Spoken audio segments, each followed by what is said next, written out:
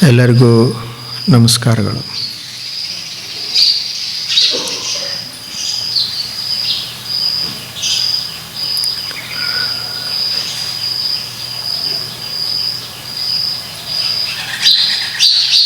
ಭಗವದ್ಗೀತೆಯ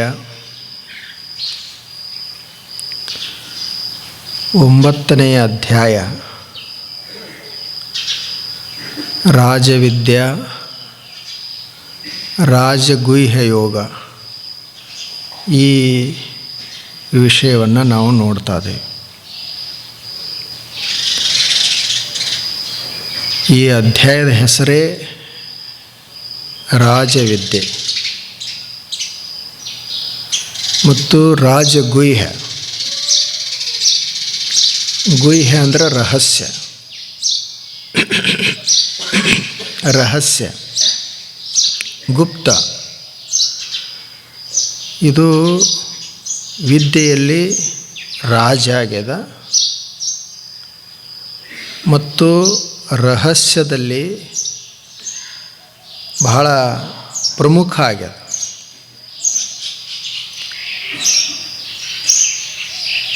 ಅದರ ಹೆಸರೇ ಅದನ್ನು ಅವರು ಕೊಟ್ಟಾರ. ಬರೀ ಆ ಅಧ್ಯಾಯದ ಹೆಸರು ಕೇಳಿದ್ರೇ ಅಧ್ಯಾಯದ ಎಲ್ಲ ಸಾರಾಂಶ ನಮಗೆ ತಿಳಿಬೇಕು. ಅಷ್ಟು ಶೀರ್ಷಿಕೆ ಸುಂದರ ಅದು. ಹೇಗೆ ಮೊದಲನೇ ಅಧ್ಯಾಯ ವಿಷಾದ ಯೋಗ. ವಿಷಾದ ಅಂದರೆ ದುಃಖ, ವಿಷಾದ ಅಂದರೆ ಚಿಂತೆ, ವಿಷಾದ ಅಂದರೆ ಹತಾಶೆ. ಅರ್ಜುನ ಬಹಳ ಚಿಂತಿತನಾಗಿರ್ತಾನೆ, ದುಃಖಿತನಾಗಿದ್ದ. ಅದೇ ವಿಷಯ ಕುರಿತ ಅದ ಅಲ್ಲಿ. ಆದ್ದರಿಂದ ಅದಕ್ಕೆ ವಿಷಾದ ಯೋಗ ಅಂತ ಹೆಸರಿಟ್ಟರು. ಎರಡನೇದು ಸಾಂಖ್ಯ ಯೋಗ, ಅಲ್ಲಿ ಸಾಂಖ್ಯ ತತ್ವವನ್ನು ಕುರಿತು ಹೇಳೋದು. ಮೂರನೇದು ಕರ್ಮಯೋಗ. ಹೀಗದಾವಲ್ಲ ಎಲ್ಲ ಇವು. ಭಕ್ತಿ ಯೋಗ ಅದ, ಜ್ಞಾನ ಯೋಗ ಅದ, ಧ್ಯಾನ ಯೋಗ ಅದ, ಮೋಕ್ಷ ಸನ್ಯಾಸ ಯೋಗ ಅದ, ಅಕ್ಷರ ಬ್ರಹ್ಮ ಯೋಗ ಅದ. ಇವೆಲ್ಲ ಅದಾವಲ್ಲ. ಆ ಅಧ್ಯಾಯದ ಹೆಸರು ಒಂದು ಕೇಳಿದರೆ ಸಾಕು, ಎಲ್ಲ ನೆನಪಿಗೆ ಬರಬೇಕು. ಹಾಗೆ ಈ ಅಧ್ಯಾಯದ್ದು ಹೆಸರು ರಾಜವಿದ್ಯಾ ಮತ್ತು ರಾಜಗುಹ್ಯ ಯೋಗ.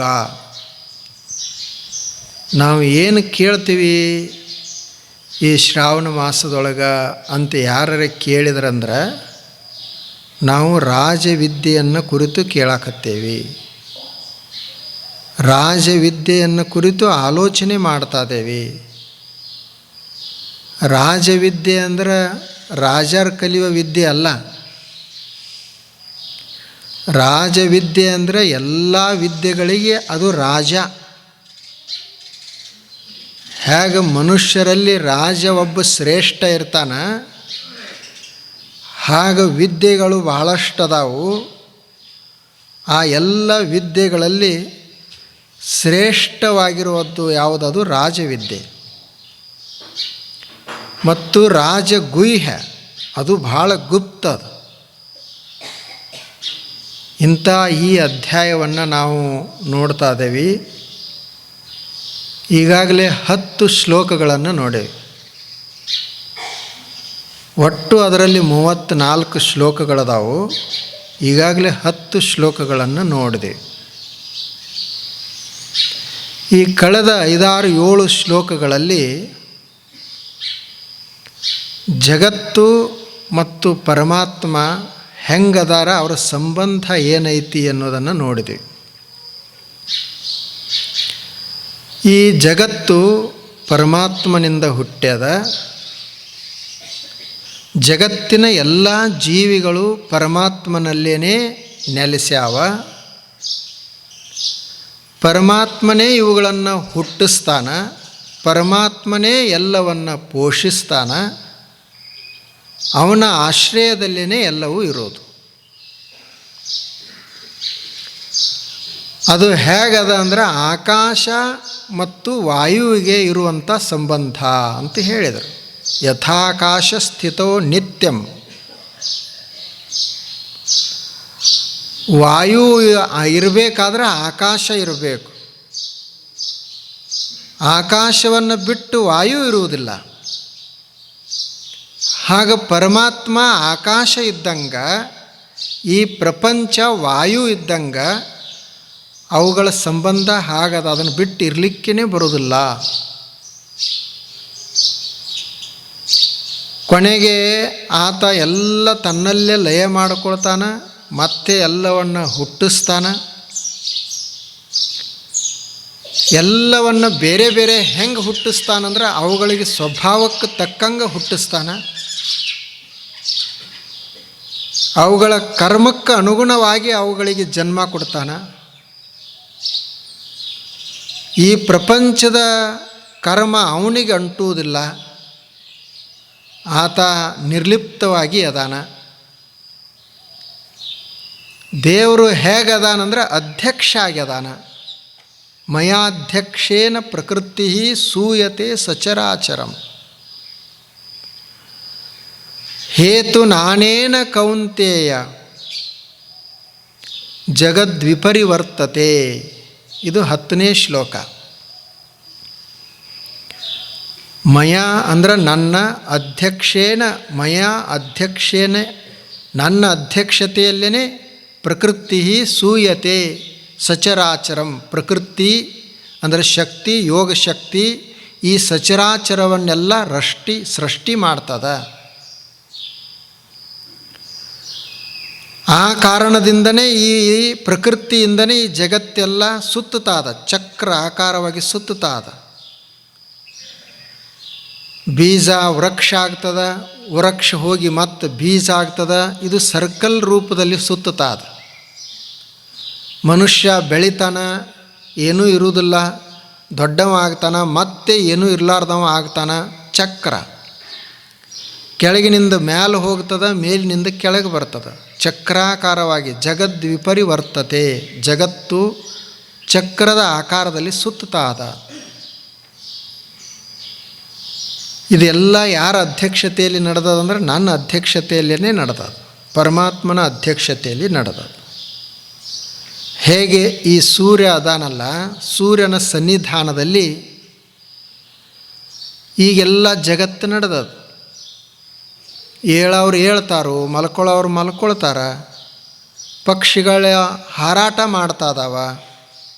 ಇದೆಲ್ಲ ಯಾರ ಅಧ್ಯಕ್ಷತೆಯಲ್ಲಿ ನಡೆದದ? ಸೂರ್ಯನ ಅಧ್ಯಕ್ಷತೆಯಲ್ಲಿ ನಡೆದದು. ಸೂರ್ಯ ಏನು ಮಾಡೋದಿಲ್ಲ, ಅವ ಯಾರಿಗೂ ಹೇಳ್ರಿ ಅಂತ ಹೇಳೋದಿಲ್ಲ, ಆದರೂ ಎಲ್ಲರೂ ಹೇಳ್ತಾರೆ. ಅವ ಹೋದ ಅಂತಂದ್ರೆ ಮಲ್ಕೊಳ್ತಾರೆ. ಅವನ ಅಧ್ಯಕ್ಷತೆಯಲ್ಲಿ ಎಲ್ಲ ನಡೆದದು. ಆಗ ಜಗತ್ತೆಲ್ಲ ಈ ಸೌರವ್ಯೂಹಕ್ಕೆ ಅಧ್ಯಕ್ಷ ಯಾರು ಅಂದರೆ ಸೂರ್ಯ.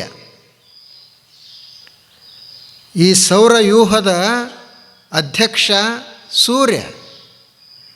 ಇಂಥ ಸೌರವ್ಯೂಹಗಳು ಎಷ್ಟೋ ಅದಾವೆ ಜಗತ್ತಿನೊಳಗೆ. ಆ ಎಲ್ಲ ಜಗತ್ತಿನ ಅಧ್ಯಕ್ಷ ಯಾರು ಅಂದರೆ ಪರಮಾತ್ಮ.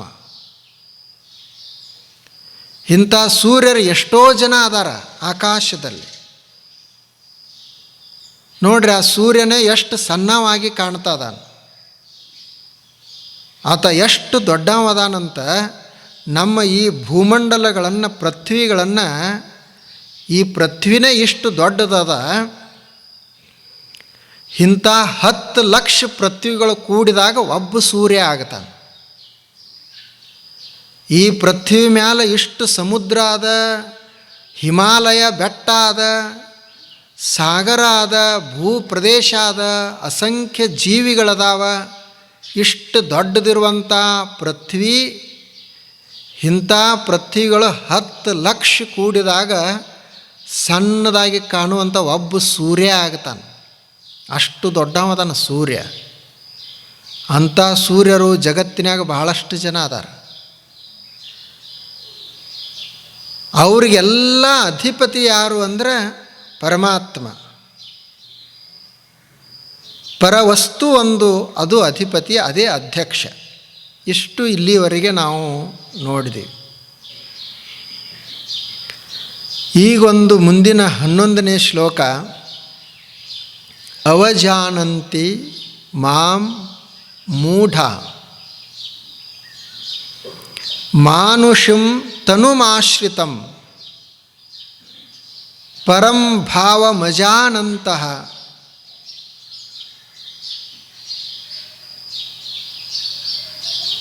ಇದೊಂದು ಶ್ಲೋಕ ಅದು. ಅವಜಾನಂತಿ ಮಾಂ ಮೂಢ ಮಾನುಷಂ ತನುಮಾಶ್ರಿತಂ ಪರಂ ಭಾವಮಜಾನಂತಃ ಮಮ ಭೂತ ಮಹೇಶ್ವರಂ. ದೇವರು ಹೇಗದಾನು? ಭೂತ ಮಹೇಶ್ವರಂ.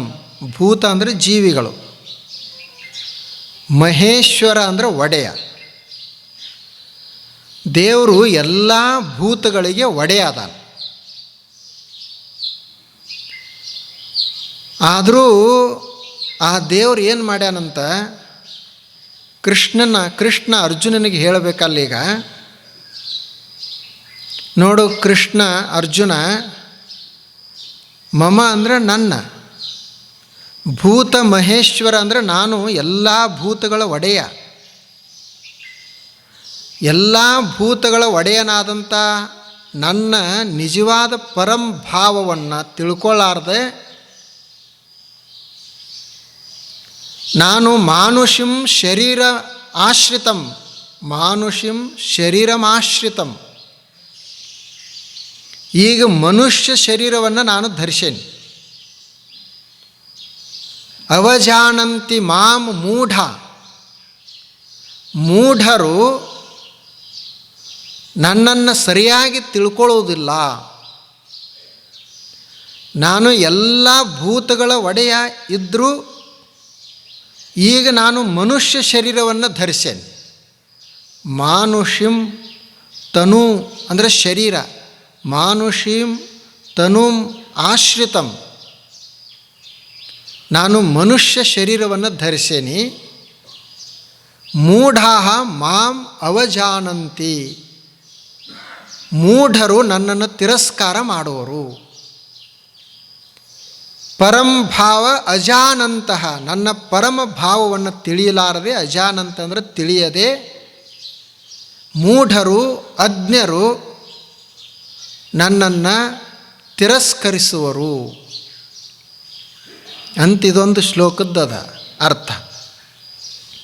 ಅವಜಾನಂತಿ ಅಂದರೆ ತಿರಸ್ಕರಿಸೋರು, ಅವಜಾನಂತಿ ಮಾಂ, ಮಾಂ ಅಂದರೆ ನನ್ನನ್ನು, ಮೂಢಾಹ ಮೂಢರು ತಿಳುವಳಿಕೆ ಇಲ್ಲದವರು, ನಾನು ಎಲ್ಲ ಭೂತಗಳ ಒಡೆಯ,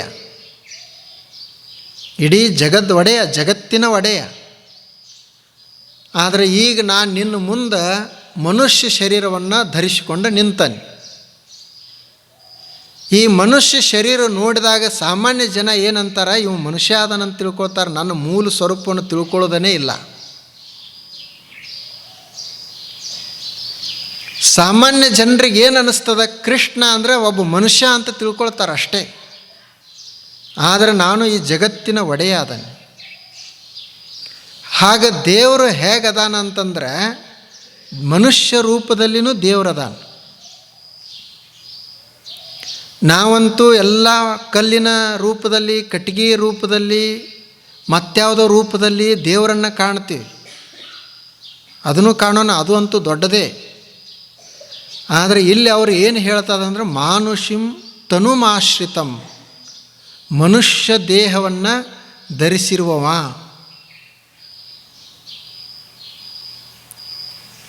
ಮನುಷ್ಯ ದೇಹವನ್ನು ದೇವರು ಧರಿಸಿದಾನ. ಅವಂತೂ ಬಹಳ ಶ್ರೇಷ್ಠ ದೇವರು. ಆದರೆ ಈಗ ನಿನ್ನ ಮುಂದೆ ನಾನು ಮನುಷ್ಯ ಶರೀರವನ್ನು ಧರಿಸಿದ್ದೀನಿ. ಆ ಮನುಷ್ಯ ಶರೀರವನ್ನು ಸಾಮಾನ್ಯ ಜನ ನೋಡಿದ್ರಂದ್ರೆ ಏನು ತಿಳ್ಕೊಳ್ತಾರಂದ್ರೆ, ಇವೊಬ್ಬ ಸಾಮಾನ್ಯ ಮನುಷ್ಯ ಅದಾನ, ನಮ್ಮಂಗ, ಇವೇನು ದೇವರಲ್ಲ ಅಂತ ತಿಳ್ಕೊತಾರೆ. ಆದರೆ ಎಲ್ಲರಲ್ಲಿನೂ ದೇವರಿರುವುದು, ಎಲ್ಲನೂ ಭಗವಂತನಿಂದ ಸೃಷ್ಟಿ ಆದಾಗ ಇದರೊಳಗೆ ಯಾರಲ್ಲಿ ದೇವನ ಅಂಶ ಇಲ್ಲ. ಯಾರಲ್ಲಿ ದೇವನ ಅಂಶ ಇಲ್ಲ.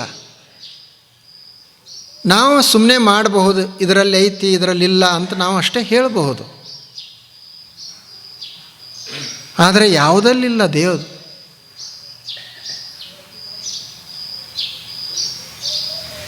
ಅದಕ್ಕಷ್ಟೇ ನೋಡುವಂಥ ಭಾವ ಬೇಕು ಮತ್ತು ತಿಳುವಳಿಕೆ ಬೇಕು. ಇದರೊಳಗೆ ಐತಿ ಇದರೊಳಗೆ ಇಲ್ಲ ಅಂತ ಯಾರು ತಿಳ್ಕೊಳ್ತಾರೋ ಅಂದರೆ ಮೂಢರು, ಅಜ್ಞರು, ತಿಳುವಳಿಕೆ ಇಲ್ಲದವರು. ದೇವರು ಎದರೊಳಗಿಲ್ಲ. ಅದರಲ್ಲಿ ಮನುಷ್ಯ ಶರೀರದಲ್ಲಂತೂ ನಾ ಅದನಿ, ಮನುಷ್ಯ ಶರೀರವನ್ನು ಧರಿಸೇನಿ ಅಂತ ಹೇಳಿದ. ಹಿಂದಕ್ಕೆ ನಾನು ಈಗ ಅಧ್ಯಕ್ಷ ಅದನಿ, ಜಗತ್ತನ್ನೆಲ್ಲ ಸೃಷ್ಟಿ ಮಾಡಿದೆ, ಜಗತ್ತನ್ನು ನಡೆಸುವವ ಅಂತ ಹೇಳಿದ್ರಲ್ಲ, ಅಂಥವು ನನ್ನ ಕಂಡು ಹಿಡಿಬೇಕಾಗಿತ್ತು ಅಂದ್ರೆ ಅದು ಮೂಢರಿಗೆ ಆಗುವುದಿಲ್ಲ. ಯಾಕೆ ಆಗುವುದಿಲ್ಲ ಅಂತಂದರೆ ಅವ್ರದ್ದು ತಿಳುವಳಿಕಿಲ್ಲ. ಅವರು ಈ ಮನುಷ್ಯ ಶರೀರವನ್ನು ನೋಡ್ತಾರೆ, ಇವೇನು ದೇವರಲ್ಲ, ಇವ ಮನುಷ್ಯ ಅದಾನಂತ ತಿಳ್ಕೊಳ್ತಾರೆ. ಈಗ ಅಯೋಧ್ಯೆಯಲ್ಲಿ ರಾಮ ಮಂದಿರ ಕಟ್ಟಿದರು. ಅಲ್ಲಿ ರಾಮನ ಮೂರ್ತಿಯನ್ನು ಕೂಡಿಸಿದರು. ಆ ಮೂರ್ತಿಯ ಕಲ್ಲ 500 ವರ್ಷದ ಹಳಿ ಕಲ್ಲದು. 500 ವರ್ಷದ ಹಳಿ ಕಲ್ಲನ್ನು ತೆಗೆದುಕೊಂಡು ರಾಮನ ಮೂರ್ತಿ ಮಾಡಿದರು. ತ್ರೇತಾಯುಗದೊಳಗೆ ರಾಮ ಆಗಿ ಹೋಗ್ಯಾನ. ನೋಡ್ರಿ, ಅದು ಲಕ್ಷ ಲಕ್ಷ ವರ್ಷಗಳ ಹಿಂದೆ ರಾಮ ಆಗಿ ಹೋಗ್ಯಾನ. ಇದು 500 ವರ್ಷದ ಹಳಿ ಕಲ್ಲ. ಆ ಕಲ್ಲನ್ನು ಒಬ್ಬ ಶಿಲ್ಪಿ ಕಟ್ಟದು ಕೆತ್ತಿ ರಾಮನ ಮೂರ್ತಿ ಮಾಡಿದ. ಅದನ್ನು ನಾವೆಲ್ಲರೂ ಕೂಡಿಸಿ ತ್ರೇತಾಯುಗದಾಗ ಆಗಿ ಹೋಗಿರುವಂಥ ರಾಮನೇ ಈ ಕಲ್ಲಿನೊಳಗಿರುವಂಥ ಬಾಲರಾಮ ಅಂತ ತಿಳ್ಕೊಳ್ತೀವಿ. ಇನ್ನು ತ್ರೇತಾಯುಗದಾಗ ಆಗಿ ಹೋಗಿರುವಂಥ ರಾಮ ಈ 500 ವರ್ಷದ ಹಳಿ ಕಲ್ಲಿನಾಗಿ ಇರ್ತಾನ ಅಂತ ನಂಬುತ್ತೀವಿ. ಇರಬೇಕಾದ್ರೆ, ಇರ್ತಿದ್ದ ಅಂದ್ರೆ ನಮ್ಮ ಮುಂದಿರುವಂಥ ಮನುಷ್ಯರಲ್ಲಿ ಯಾಕೆ ರಾಮ ಇರುವುದಿಲ್ಲ? ನಮ್ಮ ಸಮೀಪ ಇರುವಂಥ ಜನರಲ್ಲಿ ಯಾಕೆ ನಾವು ರಾಮನನ್ನು ಕಾಣುವುದಿಲ್ಲ? ಅದರ ಅರ್ಥ ಅಲ್ಲಿ ಗುಡಿಯಲ್ಲಿ ಇಲ್ಲ ಅಂತಲ್ಲ. ಗುಡಿಯಲ್ಲಿನೂ ನಾವು ದೇವರನ್ನು ಕಾಣೋಣ, ಆದರೆ ಜನರ ಹೃದಯದಲ್ಲಿಯೂ ರಾಮನನ್ನು ಕಾಣಬೇಕು, ಉಳಿದದ್ದನ್ನು ಕಾಣಬಾರ್ದು. ಆದರೆ ಅದು ಬರುವುದು ಯಾವಾಗ ಅಂತಂದರೆ ಜ್ಞಾನ ಬಂದಾಗ ಬರುವುದು. ಮೂಢರಿಗೆ ಕಾಣೋಕ್ಕಾಗೋದಿಲ್ಲ. ನಾವು ನಮ್ಮ ಶರೀರದಾಗನೇ ಭೇದ ಮಾಡೋರದೇ. ಇನ್ನು ದೇವರಲ್ಲಂತೂ ಭೇದ ಆಗಲೇಬೇಕು. ನಮ್ಮದೇ ಶರೀರ, ಬಲಗೈ ಬಹಳ ಶ್ರೇಷ್ಠ, ನಮ್ಮದೇ ಅದು ಶರೀರ. ಎಡಗೈ ಬಹಳ ಕನಿಷ್ಠ. ಬಲಗೈ ಇದು ಶುಭವಾದದ್ದು, ಎಡಗೈ ಅಶುಭ. ಇದರೊಳಗೂ ಮಾಂಸ ರಕ್ತ ಎಲ್ಲ ಒಂದೇ ಅದ, ಇದರೊಳಗೂ ಒಂದೇ ಅದ. ಮತ್ತು ನೋಡಾಕು ಮಾಡಾಕು ಎಲ್ಲ ಒಂದೇ ಅದಾವೆ. ಇನ್ನು ನೋಡೋರು ಭಾಳ ಸೂಕ್ಷ್ಮ ಇರ್ತಾರೆ. ಅವರು ಒಂದು ಸ್ವಲ್ಪ ಈ ಕಾಲು ಹೆಚ್ಚೈತಿ, ಈ ಕಾಲು ಕಡಿಮೆ ಐತಿ, ಈ ಕೈ ಹೆಚ್ಚೈತಿ, ಈ ಕಾಲು ಕೈ ಐತಿ, ಹಿಂಗೆ ನೋಡ್ತಿರ್ತಾರೆ ಅವರು. ಆದರೆ ನಮ್ಮದೇ ಶರೀರ ಒಂದು ಶುಭ ಆಯಿತು, ಒಂದು ಅಶುಭ ಆಯಿತು. ಇನ್ನು ಇಂಥ ಮನುಷ್ಯ, ಈ ಮನುಷ್ಯ ಶರೀರದಲ್ಲಿ ಎಲ್ಲ ದೇವರದಾನ ಅಂತ ಯಾವಾಗ ಕಾಣವು? ಯಾವಾಗ ಕಾಣಲಿಕ್ಕೆ ಸಾಧ್ಯ ಅದು? ನೋಡ್ರಿ, ನಾವು ಎಷ್ಟು ಭೇದ ಮಾಡ್ತೀವಿ. ಕುಂಕುಮ ಹಚ್ಕೊಂಡವ್ರಿಗೆ ವಿಭೂತಿ ಹಚ್ಕೊಂಡವ್ರನ್ನ ಕಂಡ್ರೆ ಆಗಿ ಬರೋದಿಲ್ಲ. ವಿಭೂತಿ ಹಚ್ಕೊಂಡವ್ರನ್ನ ಕುಂಕುಮ ಹಚ್ಕೊಂಡವ್ರು ನೋಡಿದ್ರೆ ಅವರು ರಾವ್ ಆಗ್ತಾರೆ. ಗಣಪತಿಯನ್ನು ಪೂಜೆ ಮಾಡೋರು ಮತ್ತೇನ್ರ ಪೂಜೆ ಮಾಡೋರು ನೋಡ್ರೆ ಅವ್ರಿಗೆ ಆಗಿ ಬರೋದಿಲ್ಲ. ಮತ್ತಿವ್ರು ಎಲ್ಲರೂ ಹೇಳುವುದೇನು ಅಂದರೆ ದೇವನೊಬ್ಬ ನಾಮ ಹಲವು.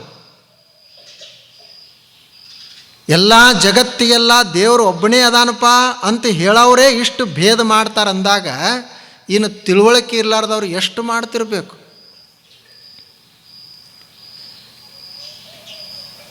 ಎಲ್ಲ ಆ ಭಗವಂತನಿಂದನೇ ಸೃಷ್ಟಿಯಾಗಿದೆ. ಎಲ್ಲ ಆಕಾರಗಳು ಅವನಿಂದನೇ ಬಂದಾವ, ಎಲ್ಲ ಆಕಾರಗಳು ಅವನಿಂದನೇ ಬಂದಾವ. ಆದರೆ ಅದು ಯಾಕೆ ನಮಗೆ ಕಾಣ್ತಾ ಇಲ್ಲ ಅಂದ್ರೆ ನಮ್ಮದು ಅಜ್ಞಾನ ಅದ. ಒಂದು ಮನೆಯಲ್ಲಿ ನೋಡ್ರಿ, ಅದು ತಾಯಿ ತಂದೆ ಒಂದು ಸಣ್ಣದೊಂದು ಮಗು ಮಲ್ಕೊಂಡಿದ್ದರು. ರಾತ್ರಿ ಆ ಮಗುವಿಗೆ, ಆ ಹುಡುಗನಿಗೆ ಕನಸು ಬಿತ್ತು. ರಾತ್ರಿ ಕನಸಿನ್ಯಾಗ ಮನೆಗೆ ತುಡುಗರು ಬಂದಾರ, ಎಲ್ಲ ಮನ್ಯಾಗಿನ ಸಾಮಾನು ಒಯ್ತಾ ಇದಾರ. ಅವನು ಹುಡುಗ ನೋಡಿ ಗಾಬರಿ ಆಗ್ಯಾನ, ಚೀರಾಡ್ತಾ ಇದ್ದಾನ, ಅವರು ಹೊಡಿತಾ ಇದಾರ ಅಂತ ಹೇಳ್ತಾ ಇದ್ದಾನ. ಅದು ಕನಸಿನ್ಯಾಗ ಹಾಗೆ ಚೀರಾಡ್ದು ನೋಡಿ ಅವ್ರ ತಾಯಿ ಎಬ್ಬಿಸ್ತಾಳೆ, ಏನಾಯ್ತು ಹೇಳು ಅಂಥೇಳಿ. ಅವನು ನಿದ್ದಿಗಣ್ಣಾಗಿ ಎದ್ದು ಕಳ್ಳರು ಬಂದಾರ,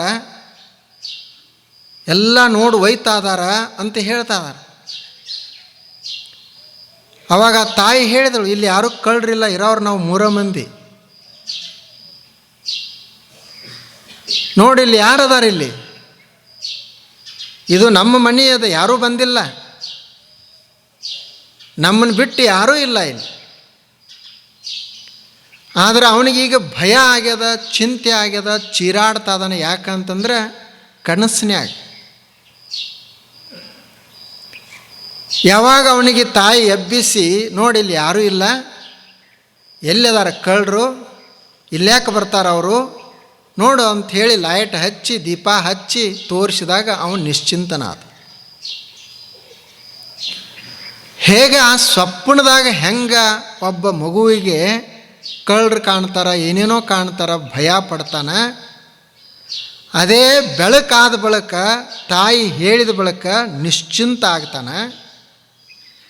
ಹಾಗೆ ನಾವು ಎಲ್ಲಿ ತನಕ ಅಜ್ಞಾನದಾಗಿರ್ತೀವಿ, ಮೂಢತೆಯಲ್ಲಿರ್ತೀವಿ, ಆವಾಗ ನಮಗೆ ಯಾರ್ಯಾರೋ ಕಾಣ್ತಾರ, ಭಯ ಆಗ್ತದೆ, ದುಃಖ ಪಡ್ತೀವಿ, ತ್ರಾಸ ಪಟ್ಕೊಳ್ತೀವಿ. ಯಾಕಂದ್ರೆ ಕನಸದ, ಅದು ಕತ್ಲೆ ಅದ. ಯಾವಾಗ ನಮಗೆ ಒಬ್ಬರು ಗುರು ಹೇಳ್ತಾನೆ, ಹೀಗದ, ಇಲ್ಲಿ ಯಾರೂ ಇಲ್ಲ, ಎಲ್ಲರೂ ದೇವನ ಅಂಶ ಅದ, ನಮ್ಮನ್ನು ಬಿಟ್ಟು ಯಾರೂ ಇಲ್ಲ ಇಲ್ಲಿ ಅಂತ ಹೇಳಿದಾಗ ಯಾವಾಗ ಅವನಿಗೆ ಅರಿವಿಗೆ ಬರ್ತದ, ಆವಾಗ ಆತ ನಿಶ್ಚಿಂತನಾಗ್ತಾನೆ. ಆವಾಗ ಆತ ನಿಶ್ಚಿಂತನಾಗ್ತಾನೆ. ಆದ್ದರಿಂದ ಇಲ್ಲಿ ಏನು ಹೇಳ್ತಾ ಇದ್ದಾರೆ ಅಂದರೆ, ಮೂಢರು ಅವಜಾನಂತಿ ಮೂಢ. ಮೂಢ ಅಂದರೆ ಮೂಢರು, ತಿಳುವಳಿಕೆ ಇಲ್ಲದವರು ನನ್ನನ್ನು ತಿರಸ್ಕಾರ ಮಾಡ್ತಾರೆ. ಯಾಕೆ ಅಂತಂದ್ರೆ ಮಾನುಷಿಂ ತನುಮಾಶ್ರಿತಂ, ನಾನು ಮನುಷ್ಯರ ಶರೀರವನ್ನು ಧರಿಸೇನಿ. ಪರಂ ಭಾವ ಮಜಾನಂತಹ, ನನ್ನ ಪರಮ ಭಾವ ತಿಳ್ಕೊಳ್ಳೋದಿಲ್ಲ ಅವರು. ಭೂತ ಮಹೇಶ್ವರಂ, ನಾನು ಎಲ್ಲ ಭೂತಗಳ ಒಡೆಯ. ಆದರೂ ಈಗ ನನ್ನನ್ನು ಏನು ತಿಳ್ಕೊಳ್ತಾರೆ ಅಂದರೆ, ಇವ ಒಬ್ಬ ಬರೀ ಸಾಮಾನ್ಯ ಮನುಷ್ಯ ಅದಾನಂತ ತಿಳ್ಕೊಳ್ತಾರೆ.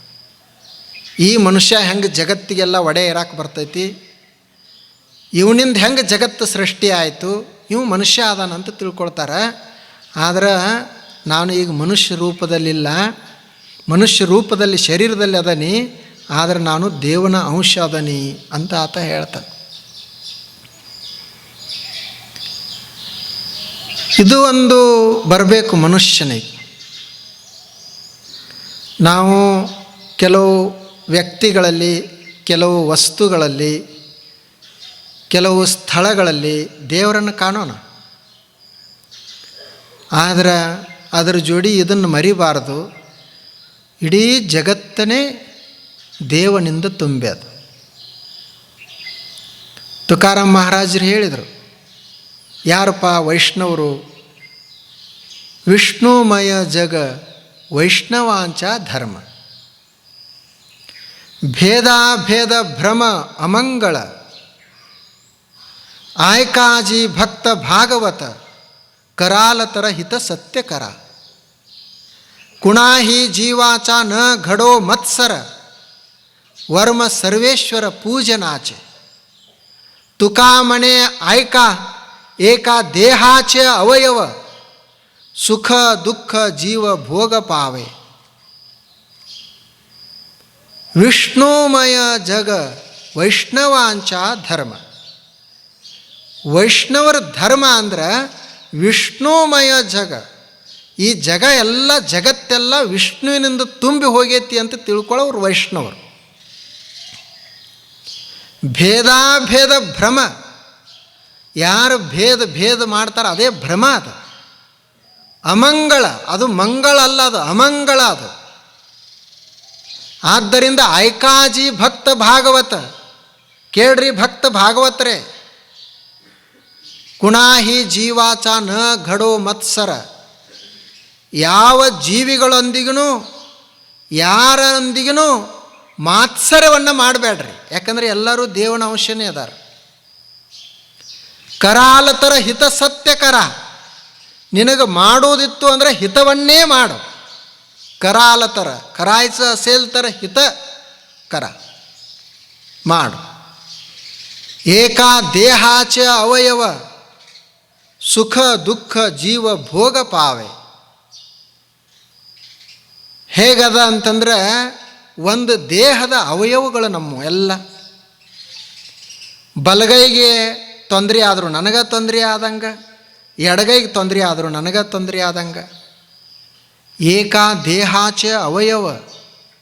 ಹಾಗೆ ಎಲ್ಲ ಜಗತ್ತೆಲ್ಲ ದೇವನ ಇದೊಂದು ದೇಹ, ಅವನ ಅವಯವಗಳು ಎಲ್ಲವೂ.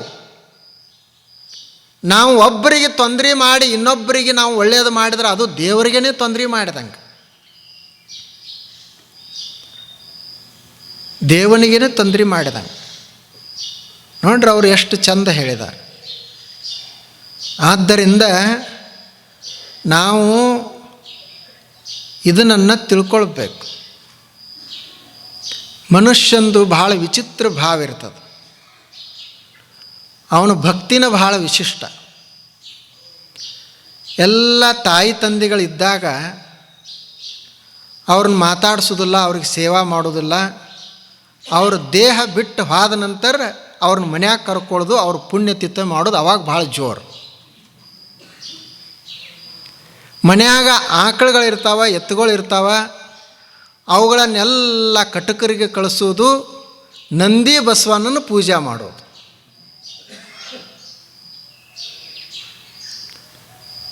ಬಾಂಧದ ಮೇಲೆ ಇದ್ದ ಗಿಡಗಳನ್ನೆಲ್ಲ ಕಡಿಯೋದು. ಯಾವ ಪಕ್ಷಿ ಪ್ರಾಣಿಗಳಿಗೆ ಒಂದಕ್ಕೂ ಮನ್ಯಾಗ ಸಹಿತ ಅವಕಾಶ ಇಲ್ಲ, ಇವನು ಹೊಲಕ್ಕೆ ಅವಕಾಶ ಇಲ್ಲ. ಆನಂತರ ಗಿಡದಾಗ ದೇವರದಾರ, ಅದರೊಳಗೆ ದೇವರದಾರ ಅಂಥೇಳಿ ಗಿಡ ಸುತ್ತೋದು.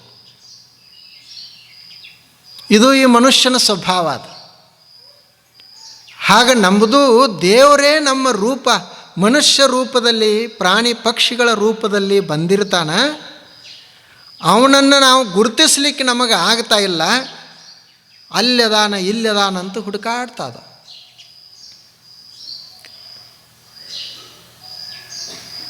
ನಾವು ಮೂರ್ತಿಯಲ್ಲಿ ನೋಡಬಾರದು, ಪೂಜೆಗಳನ್ನು ಮಾಡಬಾರದು ಅಂತಲ್ಲ. ಕಲ್ಲಿನೊಳಗೆ ದೇವರ ಅದಾನ ಅಂತ ನಮ್ಮದು ಪಕ್ಕಾ ಭರವಸೆ ಇತ್ತು ಅಂದರೆ ಜೀವಂತಿದ್ದವರಲ್ಲಿ ಯಾಕಿರಬಾರ್ದು? ಇದು ಒಂದೇ ಪ್ರಶ್ನೆ. ಎಲ್ಲದರಲ್ಲಿನೂ ಅದಾನ ಅಂತ ಹೇಳುವಾಗ ಇವರಲ್ಲೇನೆ ಯಾಕೆ ಇರುವುದಿಲ್ಲ? ಅವನಿಗೆ ದೇವರಿಗೆಲ್ಲ ಬರೀ ದೊಡ್ಡವರಷ್ಟೇ ಅಂತಲ್ಲ, ಎಲ್ಲ ಸಣ್ಣ ಜನ ಭಾಳ ಪ್ರಿಯ ಅವನಿಗೆ. ನೋಡ್ರಿ, ಆತ ಮಾದಾರ ಚೆನ್ನೈನ ಮನೆ ಅಂಬಲಿಯನ್ನು ಕುಡ್ದ. ಬಸವಣ್ಣವರು ಹೇಳಿದರು, ಹಾಲ ನೇಮ ಹಿಡ್ದವ್ರದಾರ, ತುಪ್ಪದ ನೇಮ ಹಿಡ್ದವ್ರದಾರ, ಹೋಳಿಗೆಯ ನೇಮ ಹಿಡ್ದವ್ರದಾರ. ಆದರೆ ಅಂಬಲಿಯ ನೇಮವನ್ನು ನಮ್ಮ ಮಾದಾರ ಚೆನ್ನೈ ಒಬ್ಬ ಮಾಡಿದ. ಅವನದು ಎಂಥ ಭಕ್ತಿ ಮಾದಾರ ಚೆನ್ನೈಂದು. ಅಲ್ಲಿ ಕಾಂಚಿಯಲ್ಲಿ ಕರಿಕಾಲ ಚೋಳ ಮಹಾರಾಜ ಆತ, ಶಿವನ ಪರಮ ಭಕ್ತ. ಪ್ರತಿ ದಿವಸ ದೇವರಿಗೆ ಪೂಜೆ ಮಾಡಿ ಪ್ರಸಾದ ಕೊಡಲಾರ್ದ ದಿವಸವನ್ನು ಆರಂಭ ಮಾಡ್ತಿರಲಿಲ್ಲ ಕರಿಕಾಲ ಚೋಳ ರಾಜ. ಅವನ ಆಸ್ಥಾನದೊಳಗೆ ಇವ ಮಾದಾರ ಚೆನ್ನಯ್ಯ ಇರ್ತಿದ್ದ. ಇವನ ಕೆಲಸ ಏನು ಅಂದರೆ ಕುದುರೆಗಳಿಗೆ ಹುಲ್ಲು ತಂದು ಹಾಕೋದು. ಇವೊಂದು ಭಾಳ ಹಿಂದುಳಿದ ಸಮಾಜ ಅಂತ ಹೇಳಿ ಅವನಿಗೆ ಯಾರೂ ಪೂಜಾಕ್ಕೆ ಸಹಿತ ಕರ್ಕೊಳ್ತಿರ್ಲಿಲ್ಲ. ಆದರೆ ಅವನು ಸ್ವಂತ ಪೂಜೆ ಮಾಡ್ತಿದ್ದ. ಹುಲ್ಲು ತರಾಕ ಹೋದಾಗನೇ ಅಲ್ಲೊಂದಿಷ್ಟು ಹುಲ್ಲು ಮಾಡಿ ಒಂದು ಗಿಡದ ಕೆಳಗಡೆ ಕುಳಿತುಕೊಂಡು ಲಿಂಗ ಪೂಜೆ ಮಾಡವ.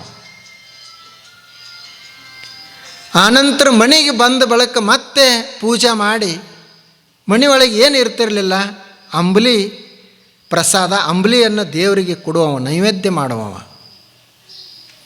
ಹೀಗೆ 60 ವರ್ಷಗಳವರೆಗೆ ಭಕ್ತಿ ಮಾಡಿದ. ದಿನಾಲೂ ಅವನ ಅಂಬಲಿಯನ್ನು ಶಿವ ಸ್ವೀಕರಿಸ್ತಿದ್ದ. ಒಂದು ಸಲ ಶಿವನಿಗೆ ಅನಿಸ್ತಂತ, ಈ ಮಾದಾರ ಚೆನ್ನೈನ ಭಕ್ತಿಯನ್ನು ನಾನು ಜಗತ್ತಿನ ಜನರಿಗೆಲ್ಲ ತೋರಿಸಬೇಕು ಅಂತ ತಿಳ್ಕೊಂಡು ಯೋಚನೆ ಮಾಡಿದ. ಬೆಳಗ್ಗೆ ರಾಜ ಶಿವನ ದೇವಾಲಯಕ್ಕೆ ಪೂಜೆಗೆ ಬಂದ. ಅವನದೆಲ್ಲ ಪೂಜೆ ವೈಭವದಿಂದ ಇರ್ತಿತ್ತು. ಎಲ್ಲ ಪೂಜೆ ಆದ ಬಳಿಕ ಪ್ರಸಾದವನ್ನು ಎಡೆ ಮಾಡಬೇಕು. ಭಾಳೊತ್ತನ ನಿಂತ. ಇವತ್ತು ಶಿವ ಪ್ರಸಾದ ತೆಗೆದುಕೊಳ್ತಾ ಇಲ್ಲ. ರಾಜನಿಗೆ ಭಾಳ ನೋವನಿಸ್ತು. ಇಷ್ಟು ದಿವಸ ಶಿವ ಪ್ರಸಾದವನ್ನು ತೆಗೆದುಕೊಂಡಿದ್ದ, ಇವತ್ತು ಯಾಕೆ ತೆಗೆದುಕೊಳ್ತಾ ಇಲ್ಲ? ಸ್ವಲ್ಪ ಹೊತ್ತು ಕಾಯ್ದ, ಮತ್ತೆ ಕಾಯ್ದ, ಪ್ರಾರ್ಥನೆ ಮಾಡಿದ, ಶಿವ ಪ್ರಸಾದ ತೆಗೆದುಕೊಳ್ತಾ ಇಲ್ಲ. ಅವನಿಗೆ ಸಿಟ್ಟು ಬಂತು.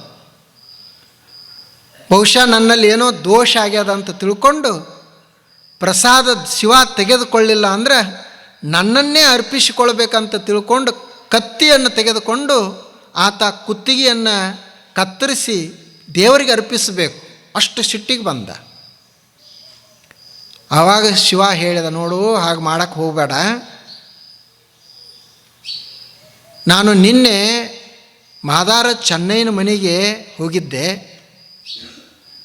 ಅಲ್ಲಿ ದಿನನಿತ್ಯ ಏನು ಅಂಬಲಿ ನಾನು ತೆಗೆದುಕೊಳ್ಳುತ್ತಿದ್ದೆ, ಅದಕ್ಕಿಂತಲೂ ಸ್ವಲ್ಪ ಹೆಚ್ಚು ಅಂಬಲಿ ಕುಡಿದೆ. ಅದಕ್ಕೆ ಇವತ್ತು ಹಸುವಾಗಿಲ್ಲ, ನಿನ್ನ ಪ್ರಸಾದ ತೆಗೆದುಕೊಳ್ಳೋದು ಆಗ್ತಾ ಇಲ್ಲ ಅಂತಂದ. ಅವನು ಇವ ರಾಜ ಗಾಬರಿ ಆದ. ನಮ್ಮ ರಾಜ್ಯದೊಳಗೆ ಅಂಥ ವ್ಯಕ್ತಿ ಯಾರದಾನ? ಅವನದೆಲ್ಲ ತಪಾಸಣೆ ತೆಗೆದ. ರಾಜನೇ ಅವನ ಮನೆಗೆ ಹೊರಟ. ಅವನದೊಂದು ಸಣ್ಣ ಮನೆ ಮಾದಾರ ಚೆನ್ನೈಂದು. ರಾಜ ಅವನ ಮನೆಗೆ ಬಂದಾಗ ಅವನು ಗಾಬರಿ ಆದ. ರಾಜನ ಜೋಡಿ ಎಲ್ಲ ಜನ ಅದಾರ. ರಾಜನಿಗೆ ನಮಸ್ಕಾರ ಮಾಡಿ ಕೇಳಿದ, ನೀವು ಯಾಕೆ ನನ್ನ ಮನೆಗೆ ಬಂದ್ರಿ ಅಂತ. ಇಲ್ಲಪ್ಪ, ನೀ ಸಾಮಾನ್ಯ ಅಲ್ಲ ವ್ಯಕ್ತಿ, ಶಿವನಿಗೆ ಪ್ರಸಾದ ಮಾಡಿಸುವ ದಿನನಿತ್ಯ ನೀನು. ಸ್ವತಃ ಶಿವನೇ ಹೇಳಿದ ನನಗೆ, ಅದಕ್ಕೆ ನಿನಗೆ ಬಂದನಿವತ್ತು.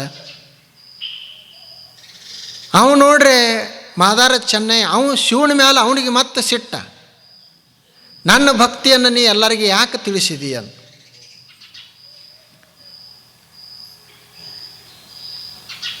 ನಾನು ಇಷ್ಟು ದಿವಸ ಗುಪ್ತವಾಗಿ ಭಕ್ತಿ ಮಾಡಿದ್ದೆ. 60 ವರ್ಷ ಪೂಜೆ ಮಾಡಿದ್ದ. 60 ವರ್ಷ ದೇವರಿಗೆ ಅಂಬಲಿ ಪ್ರಸಾದ ಕೊಟ್ಟಿದ್ದ. ಯಾರಿಗೂ ಗೊತ್ತಿರಲಿಲ್ಲ. ನೀನು ಇದನ್ನೆಲ್ಲ ಇವತ್ತು ಇಷ್ಟೆಲ್ಲ ಜನರಿಗೆ ಯಾಕೆ ತಿಳಿಸಿದಿ ಅಂತ ದೇವ್ರ ಮೇಲೆ ಅವನಿಗೆ ಸಿಟ್ಟ. ಆದರೂ ಇನ್ನು ರಾಜ ಹೇಳ್ತಾನೆ. ರಾಜ ಆನೆ ತರಿಸಿದ. ಆನೆ ಮೇಲೆ ಅಂಬಾರಿ ಮೇಲೆ ಮಾದಾರ ಚೆನ್ನೈಯನ್ನು ಕೂಡಿಸಿದ.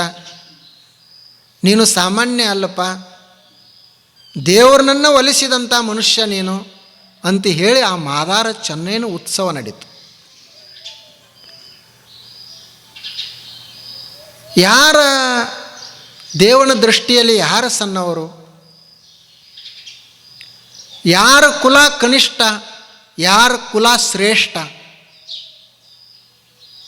ದೇವರು ಒಲಿದಂಥ ಕುಲನೇ ಅದು ಶ್ರೇಷ್ಠ. ದೇವರು ಒಲಿಲಾರದಂಥ ಕುಲ ಕನಿಷ್ಠ. ಅಂದರೆ ಯಾರ ಹೃದಯದಲ್ಲಿ ಭಗವಂತನ ಭಕ್ತಿ ಅದ ಅವರು ಶ್ರೇಷ್ಠರು. ಯಾರ ಹೃದಯದೊಳಗೆ ಬರೀ ವಿಷಯಗಳನ್ನು ತುಂಬಿಕೊಂಡಾರ ಅವರು ಕನಿಷ್ಠರು. ಸಕಲ ಜೀವಾತ್ಮರಿಗೆ ಲೇಸನೆ ಬಯಸುವ ನಮ್ಮ ಸಂಗನ ಶರಣರೇ ಕುಲಜರು ಅಂತ ಬಸವಣ್ಣವರು. ಕುಲಜರು ಅಂದರೆ ಕುಲದಲ್ಲಿ ಶ್ರೇಷ್ಠರು. ಯಾರು ಶ್ರೇಷ್ಠ ಅಂದರೆ ಸರ್ವ ಜೀವಾತ್ಮರಿಗೆ, ಬರೇ ಮನುಷ್ಯರಿಗಷ್ಟೇ ಅಲ್ಲ, ಸರ್ವ ಜೀವಿಗಳಿಗೆ ಲೇಸನೇ ಬಯಸುವ, ಒಳ್ಳೆಯದಾಗಲಿ ಅಂತ ಬಯಸುವಂಥ ನಮ್ಮ ಸಂಗನ ಶರಣರ ಕುಲಜರು, ಅವರೇ ಶ್ರೇಷ್ಠರು ಅಂತ, ಅವರೇ ಶ್ರೇಷ್ಠ ಕುಲದವರು ಅಂತ. ನೋಡ್ರಿ, ಅವನು ಭಗವಂತನಿಗೆ ಅವನು ಹಿಡಿಸ್ತು. ಆವಾಗ ದೇವರು ಪ್ರಸಾದವನ್ನು ತೆಗೆದುಕೊಳ್ತಿದ್ದ. ಭಕ್ತರದ್ದು ಹಂಗೆ ಭಕ್ತಿ ಇತ್ತು, ತೆಗೆದುಕೊಳ್ತಿದ್ದ. ಈಗ ನಮ್ಮ ಎಲ್ಲ ಇವು ತಾಂತ್ರಿಕ ಆಗಿರೋದ್ರಿಂದ ಅವನು ಬರೋದು ಬಿಟ್ಟಾನ. ಬರ್ತಾನ ಅವ ದೇವರು. ಯಾವುದು ಅಂದ್ರೆ ದೇವರಂದ್ರೆ ನೀವು ಕಲ್ಪಿಸಿಕೊಂಡಂಥ ರೂಪದಲ್ಲಿ ಬಂದು ಪ್ರಸಾದ ತೆಗೆದುಕೊಳ್ಳುವುದಿಲ್ಲ, ಯಾವುದರೇ ರೂಪದಲ್ಲಿ ಬಂದು ಪ್ರಸಾದ ತೆಗೆದುಕೊಳ್ತಾನೆ. ಈಗೇನೋ ಅದೊಂದು ತೀರ್ಕೊಂಡಾಗ ಹೀಗೆ ಅವ್ರಿಗೆ ಪ್ರಸಾದ ಮುಟ್ಲಿ ಅಂಥೇಳಿ ಇಟ್ಟಿರ್ತೀರಿ, ಒಂದು ಪಕ್ಷಿ ಬಂದು ತೊಗೊಂಡು ಹೋಗ್ತದಲ್ಲ, ಅವರೇ ಬಂದ್ರಂತ ಹೆಂಗೆ ಅಂತೀರಲ್ಲ. ಅವರು ನಿಮ್ಮ ಅಜ್ಜ ಅಂದ್ರೆ ಏನು ಪಕ್ಷಿ ಏನವರು?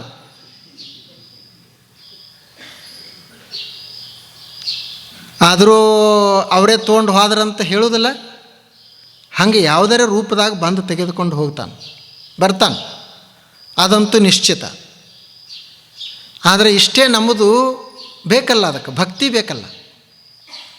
ಈಗ ಹೆಂಗಾಗ್ಯದಂದ್ರೆ ಭಾಳ ವಿಚಿತ್ರ ಪದ್ಧತಿ ಇರ್ತದೆ. ದೇಹ ಬಿಟ್ಟ ಬಳಿಕ ಅವಂದು ಪೂಜೆ ನಡೀತದೆ. ಆವಾಗ ಸ್ವಾಮಿಗಳನ್ನ ಕರೆಸೋದು, ಆನಂತರ ಅವಂದು ಕಾಲು ಇರಿಸಿ ಗುರುಗಳದ ಪಾದ ಪೂಜೆ, ಅವಾಗೆಲ್ಲ ವಿಭೂತಿ ಹಚ್ಚೋದು. ಅವ ಇದ್ದಾಗ ಅವನಿಗೆ ಗುರು ಅಂದರೆ ಯಾರು ಗೊತ್ತಿಲ್ಲ, ಇದ್ದಾಗ ಲಿಂಗ ಅಂದರೆ ಏನು ಗೊತ್ತಿಲ್ಲ. ಅಂಥ ಮನುಷ್ಯ ಬದುಕಿದ. ತೀರ್ಕೊಂಡು ಬಳಿಕ ಗುರುಗಳು ಬಂದರು, ಪೂಜೆ ನಡೀತು. ಆನಂತರ ಗೋರ್ಯಾಗ ಇಟ್ಟು ಬಳಿಕ ಗೋರಿ ಮೇಲೆ ಮತ್ತೆ ಪೂಜೆ. ಇದನ್ನು ಎದಕ್ಕೆ ಮಾಡಿದ್ರು ಹಿಂದೆ ಅಂದ್ರೆ, ಭಕ್ತಿ ಹಿಂದೆ ಎಷ್ಟು ಇರ್ತಿತ್ತಂದ್ರೆ, ಇನ್ನೂ ಮಗು ಹೊಟ್ಟೆಯಾಗಿರುವಾಗನೇ ಹೊಟ್ಟಿಗೆ ಪೂಜೆ ಆಗ್ತಿತ್ತು, ಅಲ್ಲಿಗೆ ಗುರುಗಳು ಶುರು ಆಗ್ತಿತ್ತು. ಮಗು ಹುಟ್ಟಿದ ಬಂದ ಬಳಿಕ ಗುರುಗಳು ಬಂದು ಅವನಿಗೆ ಸಂಸ್ಕಾರ ಕೊಡ್ತಿದ್ರು, ಅಲ್ಲಿಂದ ಶುರು. ಪ್ರತಿ ದಿವಸ ಗುರುಗಳು ಪಾದ ಪೂಜೆ ಮಾಡಬೇಕು. ಆಗದಿದ್ದರೆ ಯಾವಾಗ ಆಗ್ತದೆ ಅವಾಗ ಪೂಜೆ ಮಾಡಬೇಕು. ಆನಂತರ ದಿನಾಲೂ ದೇವ್ರ ಪೂಜೆ ಮಾಡಬೇಕು. ಇದು ಪದ್ಧತಿ ಇರ್ತಿತ್ತು. ಇನ್ನು ದೇಹ ಬಿಟ್ಟು ಹೋದ ಬಳಿಕ ಈ ಶರೀರ ಇನ್ನು ಹೋಗ್ತದೆ. ಈ ಶರೀರ ಇಷ್ಟು ದಿವಸ ತನಕ ಇದು ಪೂಜೆ ಮಾಡ್ಯಾನ, ಗುರುಗಳದ್ದು ಪೂಜೆ ಮಾಡ್ಯಾನ, ಲಿಂಗದ ಪೂಜೆ ಮಾಡ್ಯಾನ, ದೇವ್ರ ಪೂಜೆ ಮಾಡ್ಯಾನ. ಈ ಶರೀರ ಇರೋದ್ರೊಳಗಾಗೇ ಕೊನೆಗೊಮ್ಮೆ ಪೂಜೆ ಮಾಡಿ ಮುಗಿಸೂನಂತ ಅವಾಗ ಅದಕ್ಕೆ ಕೊನೆ ಪೂಜೆ ಮಾಡ್ತಾರೆ. ಗುರುಗಳದ ಪಾದ ಪೂಜೆ ಅವನ ಶರೀರ ಈಗ ಮಾಡೋದಿಲ್ಲ ಅಂದರೂ ಅವ್ರ ಮಕ್ಕಳ ಕಡೆಯಿಂದ ಕೊನೆ ಪೂಜೆ. ನೋಡ್ರಿ, ಅವ್ರದ್ದು ಎಷ್ಟು ಪರಂಪರೆ ಇತ್ತು. ನಾನು ಗುರುಗಳೇ ನಿಮ್ಮನ್ನು ಬಿಡುವುದಿಲ್ಲ, ನಾ ಗೋರ್ಯಾಗ ಹೋದರೂ ನಿಮ್ಮ ಪೂಜೆ ಆಗಬೇಕು. ಇವೊಂದು ಭಕ್ತಂದು. ನಾನು ಇನ್ನೂ ಈ ಭೂಮಂಡಲಕ್ಕೆ ಬರುವಾಗಿನ ಹಿಡಿದು ನಿಮ್ಮ ಸಂಬಂಧ ನಂದು. ನೀವು ದೇವರೇ ನಿನ್ನ ನೆನಪು ನನಗೆ ಅವಾಗಿನಿಂದ ನೆನಪದ, ಈ ಭೌತಿಕ ಶರೀರ ಹೋಗುವ ತನಕನೂ ನಾನು ನಿನ್ನ ಮರೆಯುವುದಿಲ್ಲ ಅಂತ ಅವನು ಪೂಜೆ ಮಾಡ್ತಾನೆ. ಈಗ ಈ ಮನುಷ್ಯನಿಗೆ ಲಿಂಗ ಅಂದರೆ ಏನು ಗೊತ್ತಿಲ್ಲ, ಗುರು ಅಂದರೆ ಏನು ಗೊತ್ತಿಲ್ಲ. ಅವನು ಕೊನೆಗೆ ಪೂಜೆ ಮಾಡಿರಿ ಏನು ಪ್ರಯೋಜನ ಆಗೋದಕ್ಕೆ ಹೇಳ್ರಿ ನೋಡ. ಅವ ಎಂದೂ ಜೀವನದಾಗ ದೇವ್ರ ಬಗ್ಗೆನೇ ಕೇಳಿಲ್ಲ. ಎಂದೂ ಅವನಿಗೆ ಗುರು ಅಂದರೆ ಗು ಶಬ್ದ ಸಹಿತ ಗೊತ್ತಿಲ್ಲ. ಇನ್ನು ಕೊನೆಗೆ ಹೆಂಗೆ ಪೂಜೆ ಮಾಡೋದು, ಇದು ನಮ್ಮ ಪದ್ಧತಿ ಆಗ್ಯದ. ಅದಕ್ಕಾಗಿ ಇಲ್ಲಿ ಏನು ಹೇಳ್ತಾ ಇದ್ದಾರೋ ಅಂತಂದ್ರೆ, ನೋಡಪ್ಪ ನೀನು ಅರ್ಜುನ, ನಾನು ಈಗ ಕೃಷ್ಣನ ರೂಪದೊಳಗೆ ಅದನಿ, ಮನುಷ್ಯ ಶರೀರದೊಳಗೆ ಅದನಿ. ಮನುಷ್ಯ ಶರೀರದೊಳಗೆ ಅದನಿ ಅಂತ ತಿಳ್ಕೊಂಡು ನಾ ದೇವರಲ್ಲ ಅಂತ ಅನ್ಬೇಡ. ಒಂದು ವೇಳೆ ನೀ ಹಂಗೆ ತಿಳಿದಿ ಅಂದ್ರೆ ಅದು ಅಜ್ಞರ ಲಕ್ಷಣ, ಮೂಢರ ಲಕ್ಷಣ. ನಾನು ಭೂತಗಳ ಒಡೆಯ ಅಂದರೆ ಪ್ರಾಣಿಗಳ ಒಡೆಯ, ಭೂತೇಶ್ವರ. ಮಮ ಭೂತ ಮಹೇಶ್ವರಂ, ನಾನು ಭೂತ ಮಹೇಶ್ವರ. ನನ್ನ ಪರಮ ಭಾವವನ್ನು ತಿಳ್ಕೊಳ್ಳಾರದೆ ನೀನು ಮನುಷ್ಯ ರೂಪವನ್ನು ಧರಿಸಿರುವುದನ್ನು ನೋಡಿ ದೇವರಲ್ಲ ಅಂತ ತಿಳ್ಕೊಳಕ್ಕೆ ಹೋಗಬೇಡ ಅಂತ ಈ ಶ್ಲೋಕದಲ್ಲಿ 11ನೇ ಶ್ಲೋಕದಲ್ಲಿ ಹೇಳಿದರು. ಇನ್ನು 12ನೇ ಶ್ಲೋಕದಲ್ಲಿ ಏನದ ಅಂದ್ರೆ ಮೋಘಾಶ ಮೋಘ ಕರ್ಮಾಣ ಮೋಘ ಜ್ಞಾನ ವಿಚೇತಸಃ ರಾಕ್ಷಸೀಂ ಆಸುರೀಂ ಚೈವ ಪ್ರಕೃತಿಂ ಮೋಹಿನೀಂ ಶ್ರಿತ. ಇದೊಂದು ಭಾಳ ಚಲೋ ಶ್ಲೋಕ ಅದು. ಕೆಲವರು ತಿಳುವಳಿಕೆ ಇಲ್ಲದವರು ಹೆಂಗಿರ್ತಾರೆ ಅನ್ನೋದನ್ನು ಇದನ್ನು ಹೇಳ್ತಾ ಇದ್ದಾರೆ. ಅವರಿಗೆ ಮೋಘಾಶ, ಮೋಘ ಅಂದ್ರೆ ವ್ಯರ್ಥ, ಆಶಾ ಅಂದ್ರೆ ಆಶೆ, ವ್ಯರ್ಥ ಆಶೆ. ಮೋಘಾಶ ಬರೀ ವ್ಯರ್ಥ ಆಶೆಗಳನ್ನೇ ಇಟ್ಕೊಂಡಿರ್ತಾರೆ. ಮೋಘ ಕರ್ಮಣ, ಕರ್ಮ ಅಂದರೆ ಕಾರ್ಯ, ನಿರುಪಯುಕ್ತವಾದಂಥ ಕೆಲಸನೇ ಮಾಡುವುದು. ಮೋಘ ಜ್ಞಾನ, ಮೋಘ ಜ್ಞಾನ ಅಂದರೆ ವ್ಯರ್ಥ ಜ್ಞಾನ, ಎದಕ್ಕೂ ಕೆಲಸಕ್ಕೆ ಬಾರದಂಥ ಜ್ಞಾನನೇ ಇಟ್ಕೊಳ್ಳೋದು. ಇವರಿಗೆ ವಿಚೇತಸ ಅಂತ, ಅವಿವೇಕಿಗಳು. ಚೇತಸ ಅಂದ್ರೆ ವಿವೇಕಿಗಳು, ವಿಚೇತಸ ಅಂತಂದ್ರೆ ಅವಿವೇಕಿಗಳು. ಅಜ್ಞರು ಹೆಂಗಿರ್ತಾವೆ ಅಂತಂದ್ರೆ ಆಶೆ ಅದ, ಬರೇ ಪ್ರಾಪಂಚಿಕ ಆಶೆ ಅನ್ನೋದು ವ್ಯರ್ಥ ಆಶೆ. ಕೆಲಸ ಮಾಡ್ತಾನೆ, ಬರೇ ವ್ಯರ್ಥ ಕೆಲಸನೇ ಮಾಡ್ತಾನೆ, ಎದಕ್ಕೂ ಬಾತಕ್ಕೆ ಬಾರದ ಕೆಲಸ ಮಾಡ್ತಾನೆ. ಜ್ಞಾನ ಸಾಕಷ್ಟೈತಿ, ಆ ಜ್ಞಾನ ಉಪಯೋಗಕ್ಕಿಲ್ಲಾರ್ದಂಥ ಜ್ಞಾನ ಒಂದೈತಿ. ಇವರಿಗೆ ವಿಚೇತಸರು ಅಂತ ಕರೀತಾರೆ. ಇವರು ಹೆಂಗಿರ್ತಾರೆ ಅಂದ್ರೆ ರಾಕ್ಷಸೀಂ, ರಾಕ್ಷಸೀಂ ಆಸುರೀಂ ಮೋಹಿನೀಂ ಚೈವ ಶ್ರಿತಾಹ. ಇವರಲ್ಲಿ 3 ಜನರನ್ನು ಮಾಡ್ಯಾರ. ರಾಕ್ಷಸರು, ಆಸುರಿಗಳು, ಮೋಹಿನಿರು. ಅದೊಂದು ರೂಪ, ರಾಕ್ಷಸರ ರೂಪದಲ್ಲಿ, ಆಸುರಿ ರೂಪದಲ್ಲಿ, ಮೋಹಿನಿ ರೂಪದಲ್ಲಿ. ಇದು ನೋಡ್ರಿ ಅವ್ರದ್ದು ವ್ಯರ್ಥವಾದಂಥ ಆಶೆ, ವ್ಯರ್ಥವಾದ ಕೆಲಸ, ವ್ಯರ್ಥವಾದ ಜ್ಞಾನ. ಮೋಘ ಅಂದರೆ ವ್ಯರ್ಥ, ಅಮೋಘ ಅಂದರೆ ವ್ಯರ್ಥ ಅಲ್ಲದ್ದು ಅಂತ ಅದರ ಅರ್ಥ. ಅಮೋಘ ಅಂದರೆ ವ್ಯರ್ಥ ಇರುವುದಿಲ್ಲ, ಅದು ನಿಷ್ಫಲ ಅಲ್ಲ, ಫಲ ಕೊಡುವಂಥದ್ದು. ಮೋಘ ಅಂದರೆ ಫಲ ಇರಲಾರದ್ದು, ವ್ಯರ್ಥ ಅಂತ ಅದರ ಅರ್ಥ.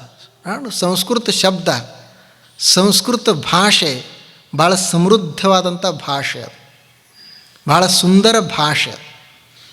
ಅದಕ್ಕೆ ಗೀರ್ವಾಣ ಭಾಷೆ ಅಂತ ಕರೀತಾರೆ. ಗೀರ್ವಾಣ ಅಂದರೆ ದೇವತೆಗಳು, ದೇವತೆಗಳು ಆಡುವಂಥ ಭಾಷೆ. ಅಂಥ ಎಷ್ಟು ಸುಂದರ ಶಬ್ದಗಳನ್ನು ಬಳಸ್ತಾರೆ. ಈ ಶ್ಲೋಕ ಇನ್ನೂ ಅವ್ರ ಕುರಿತು ರಾಕ್ಷಸರು, ನಾವು ಹೆಂಗೆ ರಾಕ್ಷಸರ ಸ್ವಭಾವವನ್ನು ಹೊಂದುತ್ತೀವಿ ಮತ್ತು ಆಸುರಿ ಪ್ರಕೃತಿ ಹೆಂಗೆ ಮನುಷ್ಯಂದು ಆಗಿರ್ತದೆ, ಯಾಕೆ ಹಾಗಾಗ್ತೈತಿ ಅನ್ನೋದನ್ನು ಮುಂದಿನ ಶ್ಲೋಕದಲ್ಲಿ ನೋಡ್ತೀವಿ. ಮತ್ತೆ ನಾಳೆ ಬನ್ನಿ. ನಮಸ್ಕಾರ.